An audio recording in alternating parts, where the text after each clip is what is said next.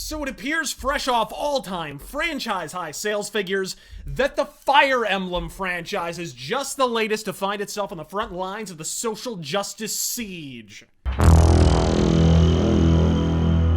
Farming the translation of the latest entry in the series to an in-house brain trust by the name of Nintendo Treehouse, yeah, try pillow fort, asshole. As is their wont, Nintendo's laissez-faire approach has, I believe it's fair to say at this point, resulted in one of the single most slipshod translation jobs this side of Breath of Fire 2. May I advance the sweepingly revolutionary notion that we perhaps should have seen this coming, somewhere around the time the dyed-in-the-dog-shit didactic ideologues at Kotaku wrote a puff-pass piece about the organization in question? I mean, how anyone could include a quote like, "Offering a fan translation to Nintendo Treehouse is like telling Picasso you started a painting for him," unironically, given Treehouse vetted translation titwanks like, "I'm no, it couldn't be easy," or "the omnipresent Pickles saga without evacuating their bowels with laughter is a mystery for the eons." But it was censorious nonsense like arbitrarily whitewashing a fully clothed female ass, or a woman asking a man for help, or a gay romance, and more than a few examples of dialogue that for a medieval fantasy seemed a bit more preoccupied with social justice than jousting. And that's really what lifts my ass off the can, people. The open mouth, insert translator's balls indecorum of it all. I mean, is there nothing at all to be said for situational propriety? Like, when I think of moments in time when I'm likely to have occasion to debate the merits of third-wave feminist discourse and heteronormative gender roles, on the front lines of a medieval military conflagration ranks somewhere between an Archie Bunker estate sale and a Klan rally. And IGN can pen all the apology pieces they like, dismissing any and all complaints of social engineering and media as immaterial or reactionary. All right, next topic is the Fire Emblem Fates non-traversy. And I'm calling it that because it is, in fact, a non-traversy. Yes. Very humorous indeed. Hysterical, in fact.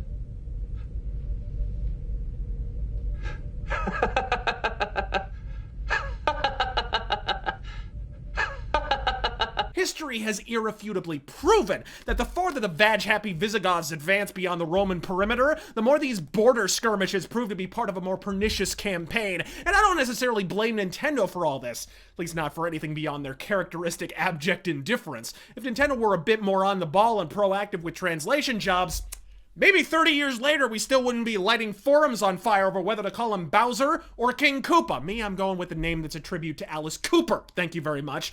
I mean, if we don't know whether Mario's main squeeze is named Peach or Princess Toadstool, how the hell is Anita Sarkeesian gonna know which one to tell sweepingly obvious lies about? Won't someone think of the Kickstarter revenue? The bottom line is, it's a goddamn video game, people. Left, right, or center, your politics don't fucking belong here. Politics that, given one of the lead translators' Kickstarter donation habits, are seeming more nakedly apparent by the motherfucking microsecond, might I add. It's for precisely this reason that I, and many others, had a bit of an issue with being treated to Normandy pilot Steve Cortez's exhaustive sexual history in only my second conversation with the fucker in Mass Effect 3. I had a husband back when I was stationed at Ferris Fields. The collectors took out the whole colony. I'd rather not talk about it. Lost my husband. I find it very hard to say no to you, Shepard. I'm gay! I'm a gay man! I'm very, very gay. You're gay? Extraordinarily gay. Steeped in gayness. And before you drape yourself in the rainbow flag and hire a skywriting company to scrawl the word homophobia across the troposphere in neon pink calligraphy, the issue isn't that there's a gay character in a BioWare game. It's with the McDonald's commercial ethnic checklist, oh shit, we need a Latino and a gay man, oh fuck it, let's make him both manner, in which Steve Cortez was sledgehammered the fuck into the narrative. I mean, great, you're a Mo. Unless you're a fucking Malkavian, there is nothing remotely natural about being apprised of that fact in the first 3 lines of motherfucking dialogue. I mean, fuck, be honest! How many of us haven't learned a girl's sexual history until after her panties have hit the fucking floor? Meanwhile, Glory Hole Gonzalez is holding a 9-part lecture series on bathhouse etiquette before we know his first fucking name?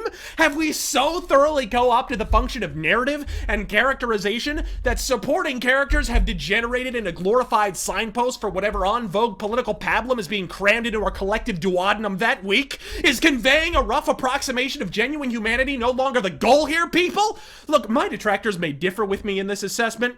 But I'm a real human being, and as said carbon-based life form, if I have occasion to enter a room, I generally do not do so by kicking a door down, legs akimbo, brandishing my balls in my fist, and loudly regaling a room full of strangers on superior methods of cunnilingus. And may I suggest that if, say, Commander Shepard were as vociferously and declaratively heterosexual as Cortez is homosexual, the social justice jagoffs would be dry humping the discrimination card before Milton Bradley so much as printed the fucking deck. Where social justice is concerned, if you invert a given statement and it strikes you as unerringly retarded, it was probably the portrait of chest-slapping, pants-shitting nincompoopery to begin with.